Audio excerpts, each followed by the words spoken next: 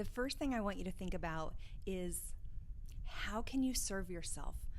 It's when we're in the middle of summer and we're having a good time, we're exploring, we're playing, then we jump in and we start doing our back to school, back to work kind of vibe again. And that's great. But what I want you to do is I want you to think 3 steps ahead. What is it that you're going to need when things get busy to support yourself? So I always tell people, think about the routines that you use most often and get those stable before jumping in and buying school supplies or buying a new wardrobe for the kids. First and foremost, I want you to think what is going to help support you the most once you're in the back to school mode. These places tend to be your pantry, your laundry room, the car, the entryway, places where you are in and out all day long. These are your launching pads, these are your landing pads, and you want these spaces set up to support you. And beyond that, you also want to think about how have your kids evolved this year. This year, they may be able to get themselves snacks, or they may be able to get themselves dressed. And how can you set up systems that don't just save you time and take some of that domestic labor off of your shoulders, but also empower them? Kids really, really thrive. I'm not saying that they like it, but they thrive when they are given responsibilities and when they know what expectations are on them. When you are thinking about getting out the door smoothly with kids and in a busy life, you want to think about what are the stations or zones that you need to set up to make your morning go more quickly.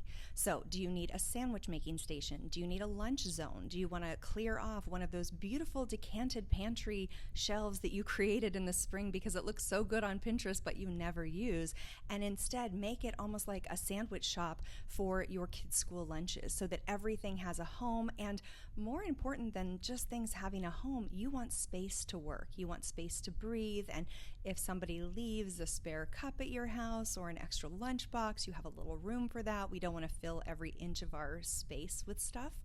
The other thing that you want to do in the pantry is you want to think like a kid. Get down on their level. We are so much taller than them, and we often build systems for ourselves.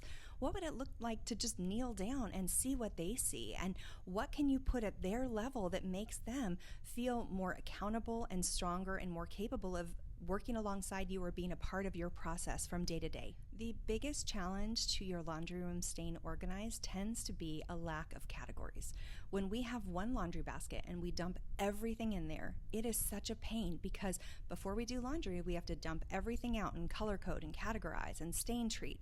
It is so much more smooth of a system when you have like hampers already pre-built for the categories that you would create, making a little section even for stain treating or dry cleaning, anything that would need special attention. I don't care if you have 8 hampers, just get the categories already set up so that you have one less buffer between you and starting the laundry. The other thing is that the second place that we really get stuck is when we are done doing the laundry and folding it and putting away. I really want to support you in perfect imperfection. It's okay if it's not folded. It's okay if you throw it in a ball in your drawer. And I know that you may not like that, but it is okay to do it imperfectly. Set a timer, have the kids help, take everything out of the dryer and categorize it by person. Then time them and say, who can get to their room, put these away the fastest. And again, then you're engaging the kids and you yourself are getting things done much more quickly because you have so much on your plate. The last thing you need to do is be managing every single element of the house. I think of the entryway as our launching pad as well as our landing pad. So think about it. If you come home at the end of the day and your entryway is a mess, you're probably going to feel heaviness, anxiety, frustration, stress. You're not going to enjoy coming home. And when you leave in the morning, if the entryway is a mess, you're going to feel chaotic, stressed, overwhelmed. You might be running late. You may lose things. You may have a high degree of just emotional dysregulation when you're walking out the door. So what we want to do when it comes to the entryways, we want to think in those 2 different aspects, the launching pad and the landing pad. So the landing pad is fun because it's about making it pretty. It's about adding decor that you love, putting things in your eye line that you see right when you walk in the door that make you feel a sense of joy and homecoming. Now, the launching pad is a bit more complicated, and this tends to be where we get a little messed up because what is it that you need to leave the house and feel great, to feel like you have everything you need and that you're moving into the world? Because it's not just about organized, like being organized, it's about feeling great when you go into the world. And so do you need a hook for your keys? Do you need some sort of garbage can for the junk mail? What is it that you need so that when you're moving day in and day out, because the funny thing about this space is we perceive it needs to be beautiful and a little museum-like. This is one of the most functional spaces of your home. Make beauty secondary. Think about the systems that you need. Do you need hooks for everyone's backpack? Do you need some sort of basket for shoes? And what I tell people is go and look at your entryway right now. What is the clutter? And that clutter is going to give you the hint for the systems that you need to build.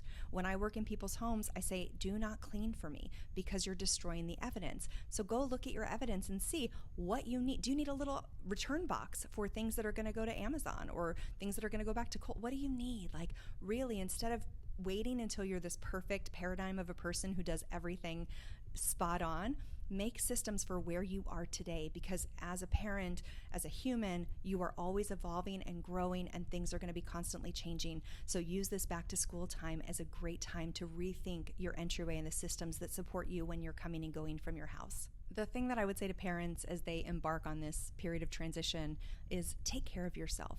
It is so easy to put everybody else first and to think that you're going to have time at the end of the day. You're not going to. There's always going to be something. And so if you can even get up 10 minutes early and do one thing that brings you joy, even if it's just laying in bed and scrolling, do one thing that is for you, because in a life and a time where it is just nonstop and everybody needs something, you need first and foremost to take care of you. So even 10 minutes a day to just take care of you can be the difference between you feeling really stressed 3 months from now and you feeling really grounded and strong.